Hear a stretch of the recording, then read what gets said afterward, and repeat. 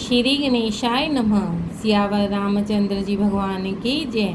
पुरुषोत्तम महात्म्यम। 9वां अध्याय।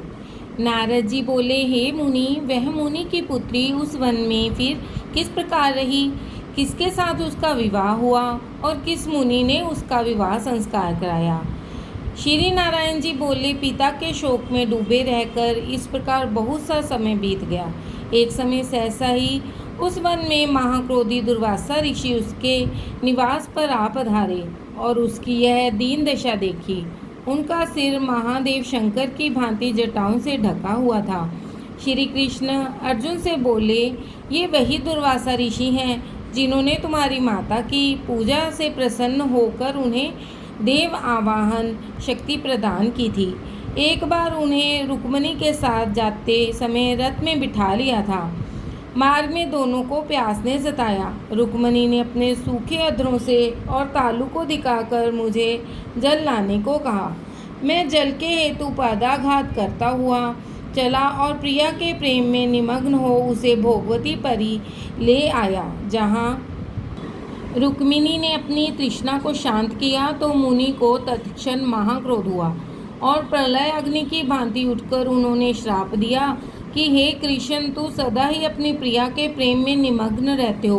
तुमने उनके ही कारण मेरा तिरस्कार किया है और वह अपनी श्रेष्ठता दिखाकर पानी पीती है, अतः तुम दोनों का वियोग होगा। अनेकों तीर्थों के जल से जिनकी जटाएं भीगी रहकर जिनको सुशोभित करती हैं, ऐसे ही महान तपस्वी ऋषि को उस ब्राह्मण बालिका ने देखा।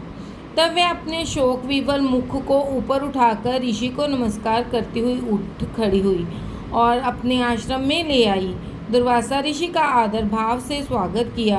अर्घ्य पाद्य एवं नाना प्रकार के जंगली फल फूलों से उनका आतिथ्य करके विनय करती हुई बोली, हे महाभाग, अत्रि गोत्र कुल के सूर्य, आपको मेरा नमस्कार है।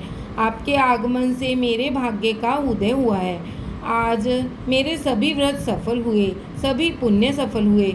ऐसा कहकर वह बाला मौन होकर बैठ गई। ऋषि दुर्वासा बोले, हे पुत्री, तुमको धन्य है, तुमने पितृकुल का उद्धार किया है।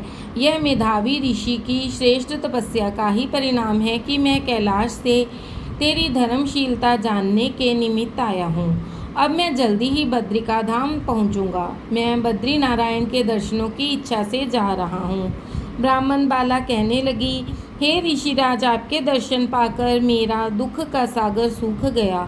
भविष्य में भी मुझे अपने शुभ की संभावना दिखाई देती है। हे कृपालु, क्या आपके इस विषय में नहीं जानते? कृपा करके इस अग्नि से बचाइए। हे तपस्वी, शीघ्र ही मुझे उचित उपाय बताओ। मुझसे विवाह करने की कोई भी इच्छा नहीं करता, इससे मैं क्षुधा हो जाऊंगी। इस भय से मैं सो भी नहीं पाती हूँ, भोजन की इच्छा नहीं होती। हे मुनिराज, अब तो मृत्यु के अतिरिक्त और कोई मार्ग नहीं सूझता। ऋषि दुर्वासा उसके लिए कोई युक्ति विचारने लगे। श्री बृहद्नारदीय पुरुषोत्तम मास महात्म 9वां अध्याय समाप्त। बोलो सियावर रामचंद्र भगवान की जय।